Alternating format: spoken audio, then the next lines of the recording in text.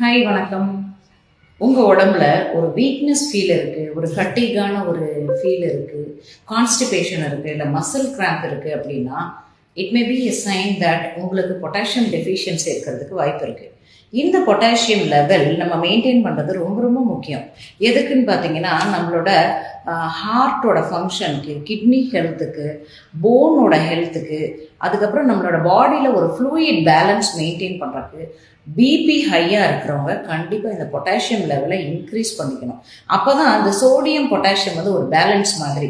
So potassium லெவலை increase பண்ணுறப்போ sodium level degrees ஆகிறதுக்கான வாய்ப்பு வந்து நிறைய இருக்குது. ஸோ இந்த ஹெல்த்தையெல்லாம் நம்ம இம்ப்ரூவ் பண்ணணும்னு நினச்சோம்னா கரெக்டான அளவுக்கு நம்ம பொட்டாசியம் லெவலை மெயின்டைன் பண்ணிக்கணும். இது எதுலாம் இருக்குது நம்மளோட ஃபுட் சோர்சஸ்லன்னு பார்த்தீங்கன்னா ஆரஞ்சஸில் இருக்குது, கிரேப் ஃப்ரூட்டில் இருக்குது, பனானாஸில் இருக்குது, அதுக்கப்புறம் பார்த்தீங்கன்னா உங்களோட லீஃபி க்ரீன் வெஜிடபிள்ஸு, கீரை வகைகள் அதுல எல்லாம் நிறையா இருக்குது.